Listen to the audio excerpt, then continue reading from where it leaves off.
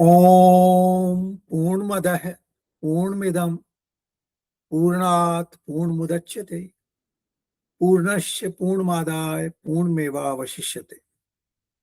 So welcome to our Saturday session on Upanishads. We are on our journey of Kathopanishad and we shall continue on that journey. Before we take the next mantras, I would like to delve with two issues today. One is to understand Vyakti. We are called Vyakti. Vyakti means Vyakt, the Avyakt and Vyakt. Avyakt is the one which is insensible. The five sense organs of our body cannot understand Avyakt. But everything comes from Avyakt and then it manifests, it becomes Vyakt. And that is why we are called Vyakti, because we are manifestation of that Avyakt. There is a form has been given to us, and with that form, we have been manifested in this world. So this is called Vyakti. So each one of us is Vyakti, because we have been manifested, we have a form, and we could be understood with sense organs. Avyakt cannot be understood with sense organs, because the five senses of perception we have, they are not good enough to understand, the Avyakt, the all-pervasive power, which is omnipresent, omnipotent, omniscient, but cannot be understood with our sense organs. This is the limitations of our, body and senses. The second part is the question whether Atma can be Bhokta. Now, this question has been actually answered in this Upanishad itself. If we read closely some of the mantras, it has been very clearly said that when Atma identifies itself with BMI, body, mind, and intellect, and then it feels the pain and pleasure which we experience in life, then it is called Upadhi. Then it is not the pure, soul. It is the soul which is enmeshed or integrated with BMI, and therefore this is called Upadhi of the soul. Now the soul which has been integrated obviously is experiencing all the pains and pleasures which we have in life. And that is why in Mundak Upanishad, they talk about two birds. One bird which is Bhokta and another bird which is observer. The Bhokta is the one which is called Jivatma or Atma, and mixed with the life of the person, of the Vyakti. So the life, the BMI of an individual, when it gets integrated with the soul, and soul considers itself as part of that entire entity, then the soul becomes Bhokta. But when the soul separates itself from BMI and look at the BMI as a separate entity, then obviously it becomes pure soul, and then it is not Bhokta. It actually,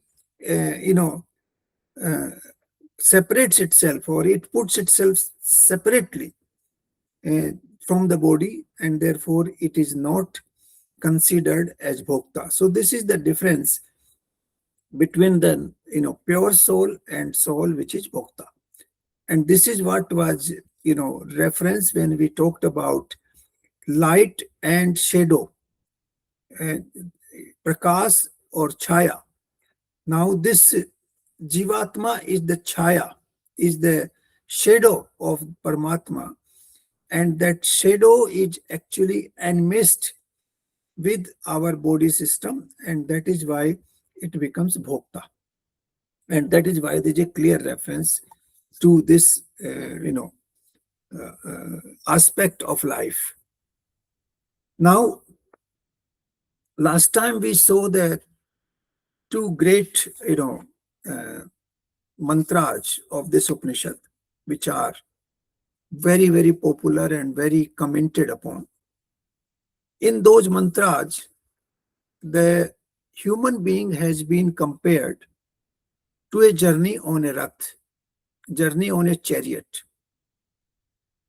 Now, the comparison which has been done is like this: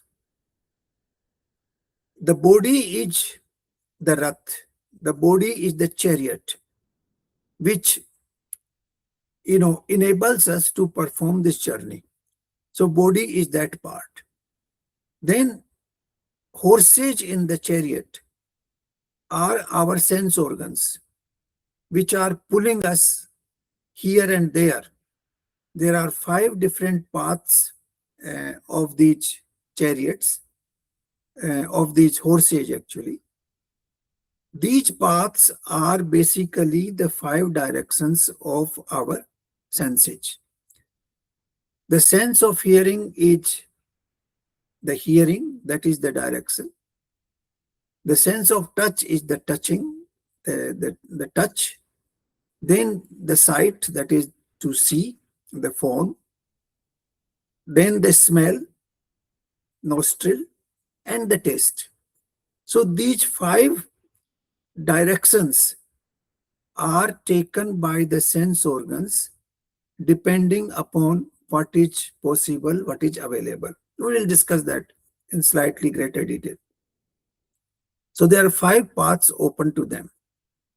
And then these 5 paths have their own permutation combinations, where sound and sight can, join together and then they form a desire. Similarly, the smell and sight can form, a combination, and a desire can arise from there. So there are different combinations.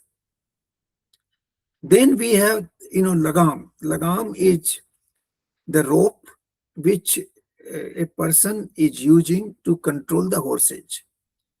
That lagam is the link between buddhi, that is the intellect of the person, the vivek, pragya, and the horses, the sense organs. And that is mind. That lagam is mind. And the soul is rathi, which is sitting in the chariot somewhere. So these are 5 different aspects. The first is horses, that is sense organs.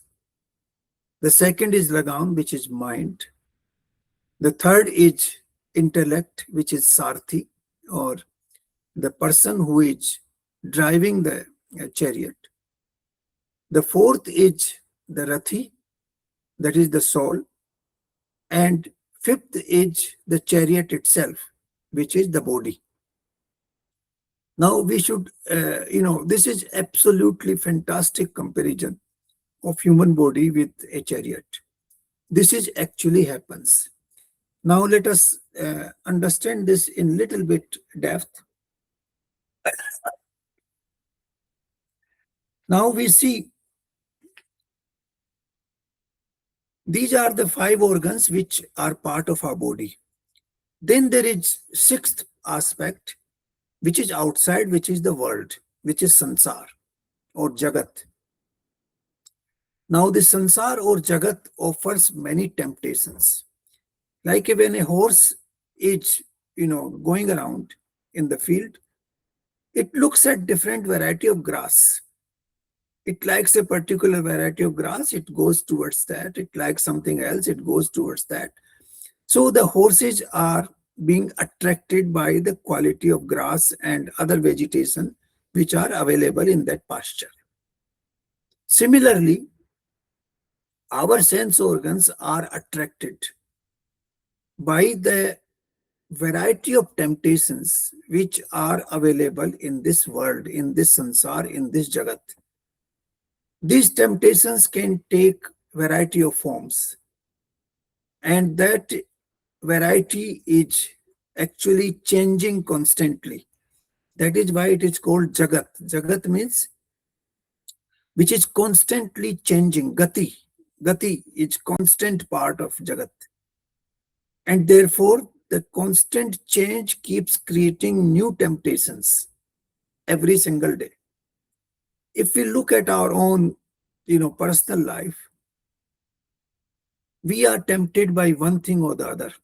If you go back in childhood, you were tempted by certain toys. You did not want your own toys. You were looked at your neighbor's toys and you said, oh, no, I want that toy. You start crying and insisting on that toy. So there's a desire to acquire toys. There's a desire to acquire, you know, other possessions in the childhood. You liked some people, you disliked some people. So that was the beginning. And then slowly in your school life, in your college life, you want something. Some people,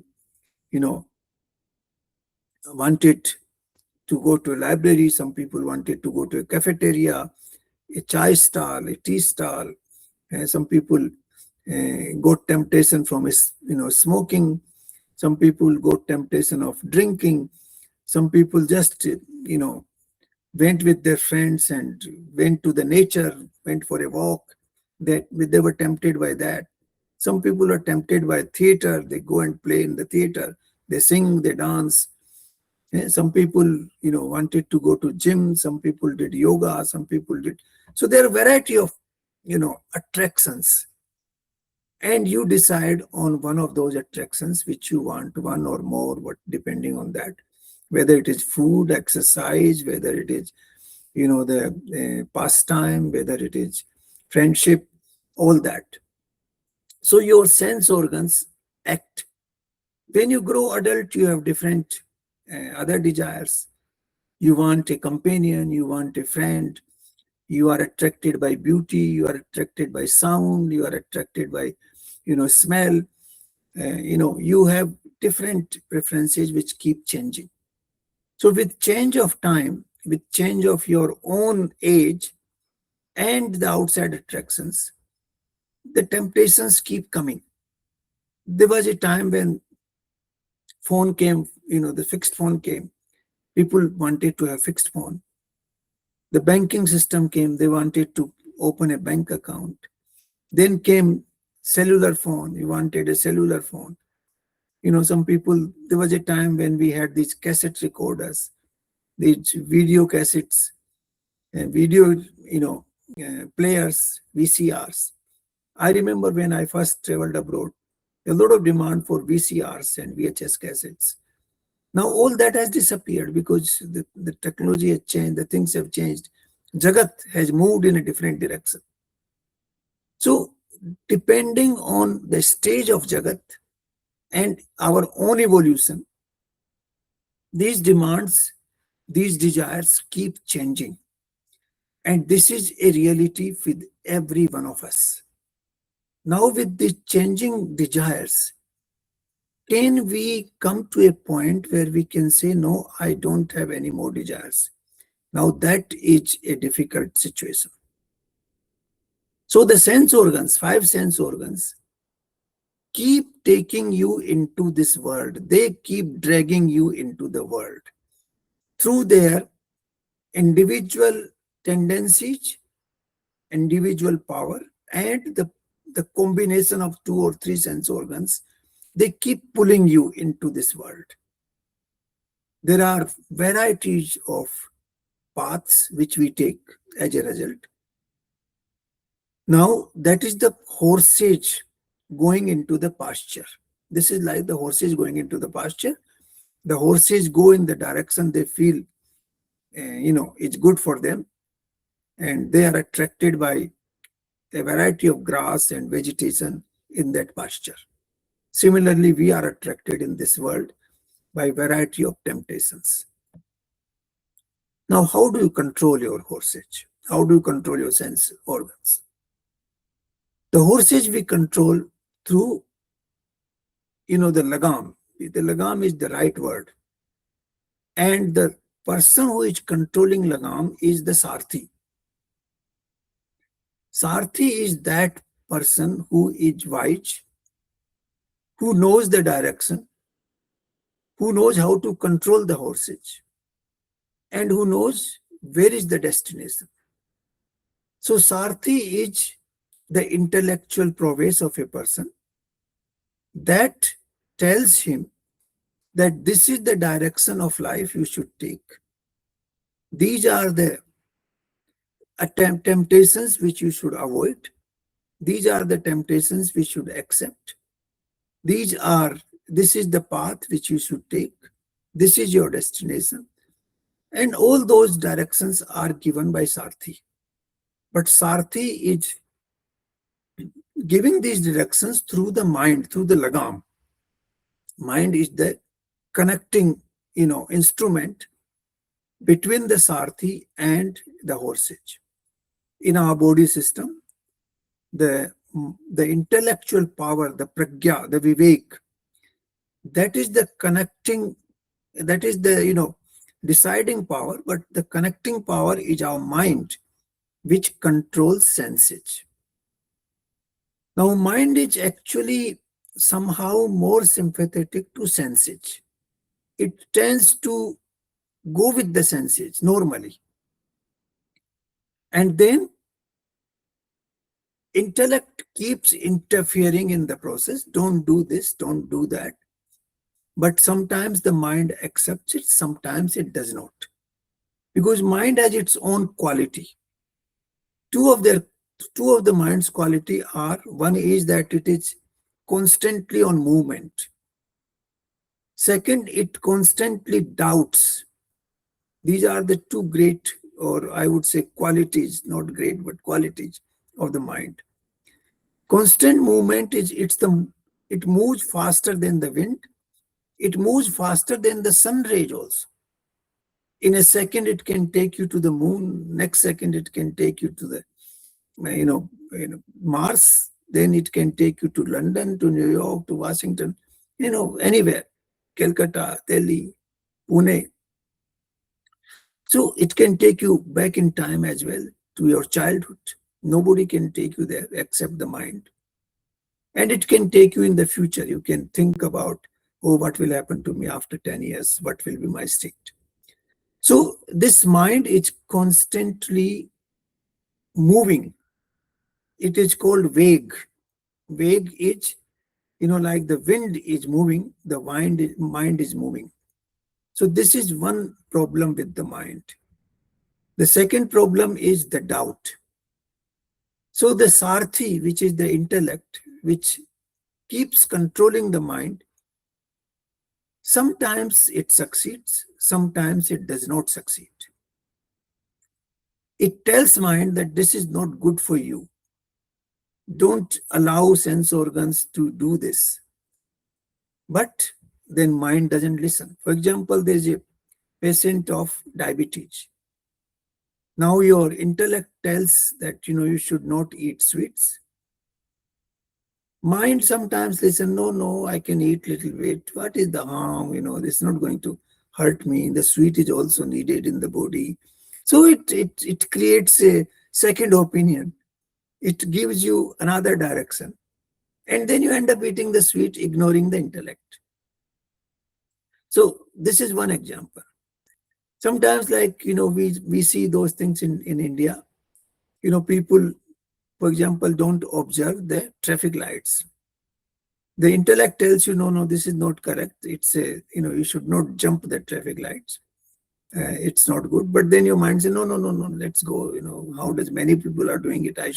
I can also do and escape. There would be no fine. There would be no penalty for this. So this is how the mind works. And the working of mind ultimately forms your habit. Then the sense organs develop those habits. Now, for example, some people jump traffic lights, that becomes their habit over time. Then they don't stop at all on traffic lights. They don't observe them. Similarly, some people develop habit of smoking. Now that mind, the fickleness of mind leads to these kind of habits. And those habits then perpetuate in our system. And that is where the job of Sarthi, the intellect, becomes very important.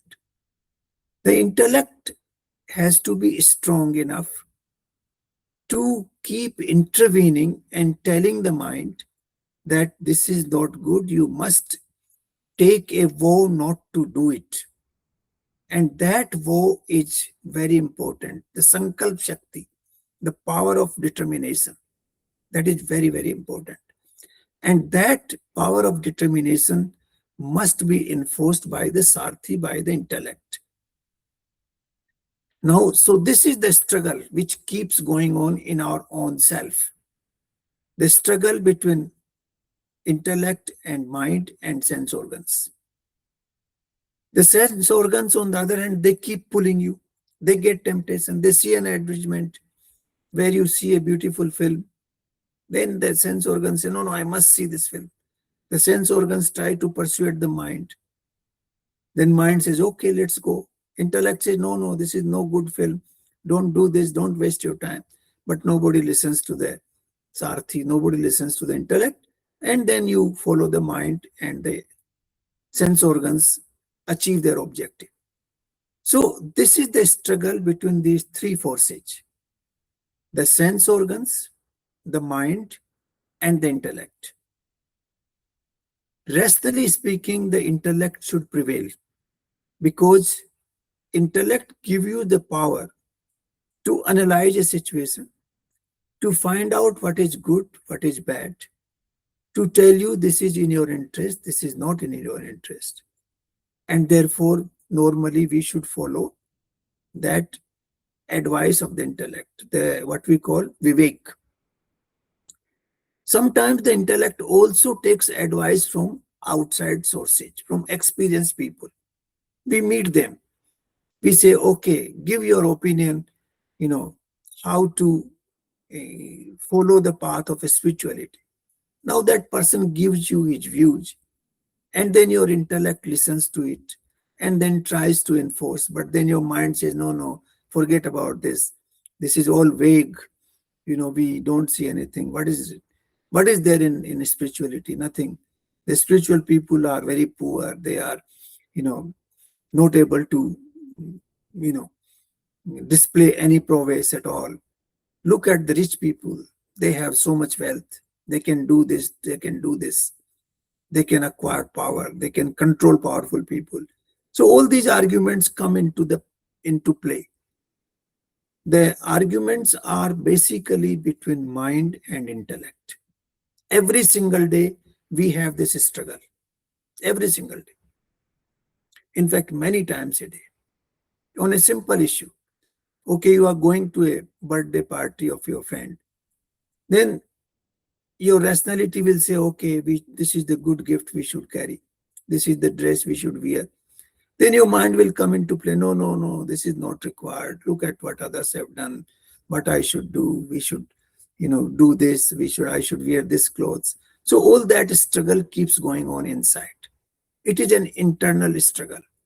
And each one of us experience every single day. So this is needed to be meditated upon. We must meditate on this struggle. And we should see that our vivek, our intellectual power, that prevails over mind and sense organs. If that does not happen, then the problems will arise. Then the horses will go in whatever direction they want to go. That I mean, the sense organs will go in whatever directions they want to go. Then your direction will not be the right direction. That direction will not be the direction which your Sarthi tells you to do, your intellectual prowess tells you to do. Like, take the example of Arjun. Now, Arjun chose Krishna as Sarthi. Now, because of that Sarthi, all his journey during the war of Mahabharata was successful. He guided him to the right places. He avoided the wrong places at right time. and he took him to those places where he was needed. He gave him the direction. So the Sarthi helped him to navigate a very difficult path during that war. On the other hand, you see, there were many other Sarthis. Sella was also Sarthi of one of the big Maharathis, the, the eldest Pandav. But his advice was not so good, and therefore it did not work. Similarly, all other warriors had their Sarthi, but nobody was as wise as Krishna. And therefore, Arjuna could, win the war because of that one single fact that he had a capable Sarthi. So now we have to develop a capable intellectual power. That is very important. Intellectual power we all have. And when we go to college, we go to schools, that time everybody tells you that, you should become intelligent. Now that is the time, formative years, when we develop our intellect. And then slowly, with the experience in life, we keep developing, we keep learning, and we keep, uh, putting in more and more inputs into our intellect to develop it further. So that process is extremely important. And that is possible only when we can develop this power objectively. This power should not be subjective. This power should not be biased.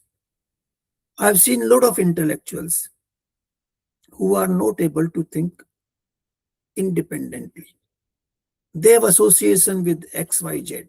Like we have leftist group, we have X party, we have Y party, we have this NGO, we have that NGO. Now, there is an identity of each of these parties, each of these NGOs, each of these, bodies. And then you become biased based on the influence of that ideology. Now, that is not a correct intellectual. Correct intellectual is an objective one where you assess the situation based on its merit, not based on an ideology. Now, that is the what we need to develop. And for developing that, we have to keep working all our life. Even at this stage, we have to recognize, first step in that direction is to recognize one's own weaknesses. What is actually impacting on my behavior, on my conduct, on my decision making. Now, there is no harm in admitting your weaknesses. That is the most important first step to correct those weaknesses. So one should not feel, agitated or angry when somebody points to you that this is your weakness, you should avoid it. I think it's a good advice. One should listen to that advice. And if you find that advice is correct, you should follow it. This is the path we have to do to keep correcting our intellectual uh, prowess, to keep correcting our vivek, to make it more and more objective.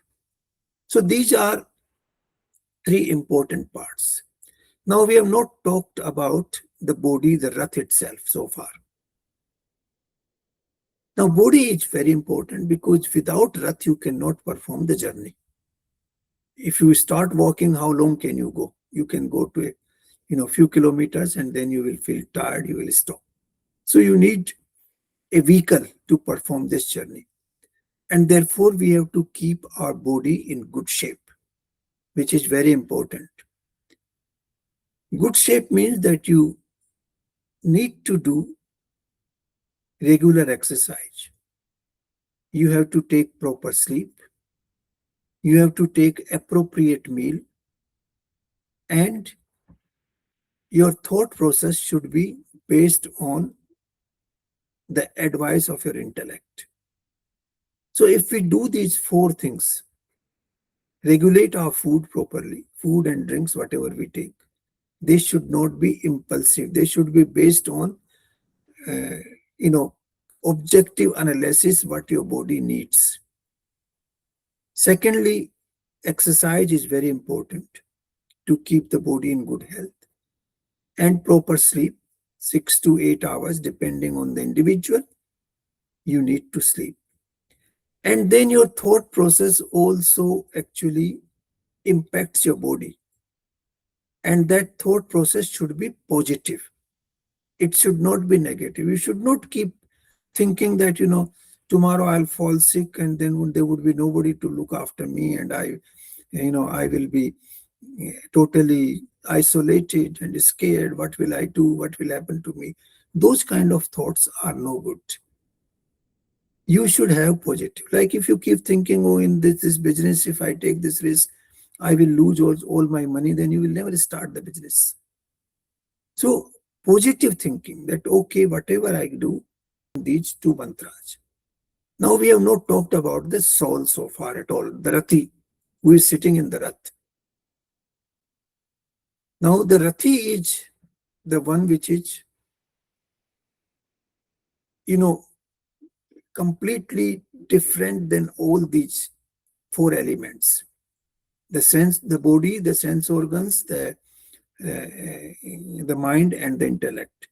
Compared to that, Rathi is very, very different. Some of the instructions, if the Rathi is in the pure form, it remains indifferent to what is happening. It remains isolated, or it remains, separated from the nature, from the Prakriti. Prakriti is controlling our BMI, body, mind, and intellectual prowess.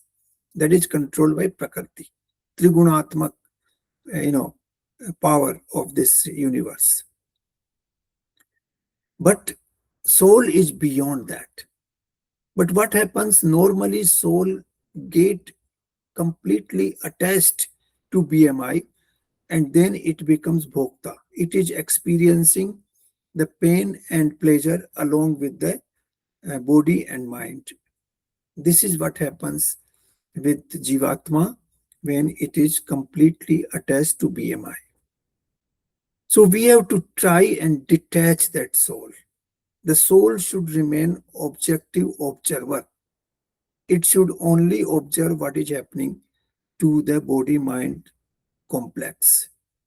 Once we achieve that, then body-mind complex will be governed by nature, by Prakriti, and the soul will become a pure observer and not a bhokta.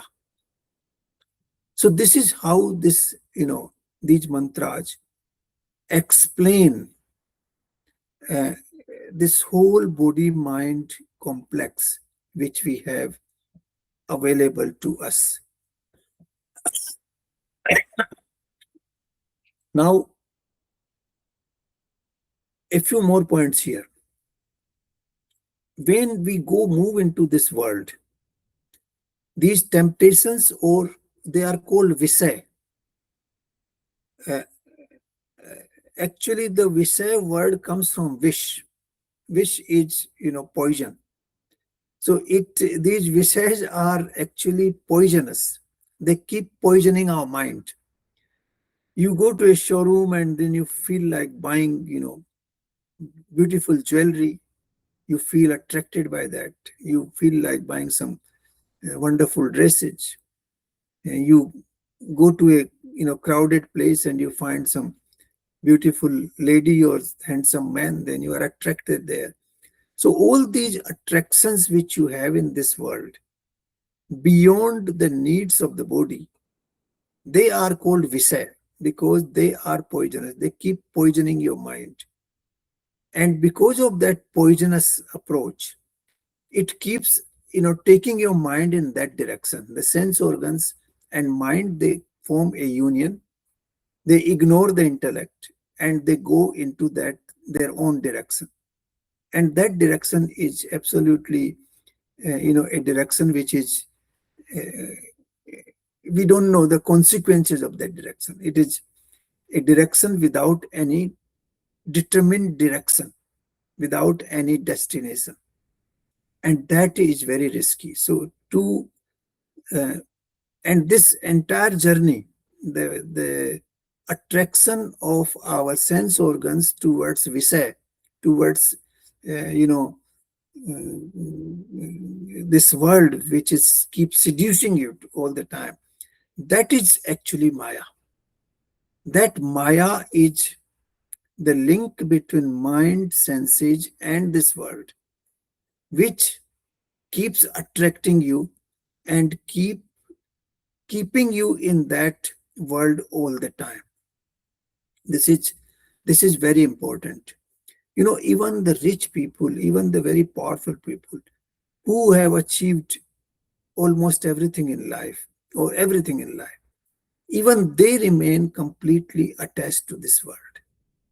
And that is why Lord Krishna in Bhagavad Gita has said that yog shame, I will give them the yog shame if they surrender to me.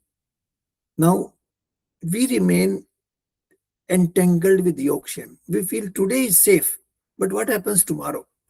So, tomorrow, in order to secure our tomorrow, we accumulate wealth, we accumulate power, we accumulate prestige. We try to get into more and more complex issues in the world. And that becomes a sort of, quagmire. It is labyrinth in which we keep moving. One branch leads to another branch, and then the third branch, and then the fourth branch. Many branches keep leading one after another. If you analyze one situation, for example, you make investment to secure your future tomorrow. Now, first you have to study all the options, whether a bank deposit, whether a stock market, whether shares, whether debentures, whether something else, what should be done. You study that. That becomes a big exercise. Then you choose something, and then you have to follow the movements of those. You choose a particular, for example, equity, a share. Then you have to follow those companies where you have invested. What is happening? It's going up, going down. It keeps you completely in suspense, and you are all the time, facing ups and downs in your mind. Then, even if you are absolutely safe and secure, then you feel, today it's fine, but what happens tomorrow? This company goes down, so I should diversify, I should go there. So these new and new branches keep coming up. Then acquire an advisor who will help you in this process. He keeps your, monitoring the situation, keeps you advising. And then ultimately, even if you acquired a lot of wealth, what do you do with that wealth? Then you say, okay, I should write a will, he will get my wealth. And whether that person will get or not, whether he needs or not, is a questionable issue. So there are a lot of branches which keep opening one after another on each one of these issues. This is one example. There could be an example of power. There could be an example of acquiring prestige in the society. There could be, many more examples. So there are branches and branches which keep opening up in this world. Even if you take, for example, FIFA, the World Cup which is going on now, the person who wants to learn how to play, soccer or football, then he will take training, he will engage a guru, he will go to a training institution, he will manage his food, he will do his exercises, he becomes a player, then he will have to work for, selection, whether he's selected or not at district level, at state level, at national level, in which, part of the game he will play, where he will do his exercise, who will keep monitoring his training in that in that period, who will monitor his finances. And then even if he's selected finally at the national level and he's playing at international level, even then those worries don't end. They keep actually proliferating more and more. So each of these branches in this world, they have their what you call self-expansion process. They keep expanding on their own. So we have to take a decision with our own intellect where to stop more engagement in the world. What is good enough for me to be happy? What is good enough for me to be satisfied? Once we are able to do that with our intellectual prowess, then I think things can actually go right. And that is where we need our Sarthi, our intellectual prowess to be strengthened periodically, regularly, and in a very objective manner. So it is not influenced by ideology, it is not influenced by external factors, but it is based on objective assessment of the merits of the process. Then only we can lead a life in right direction, and we can reach our destination where we want to reach. And that is where we were just talking about. You need a guru. Now guru is needed, but the guru doesn't have to be in physical form.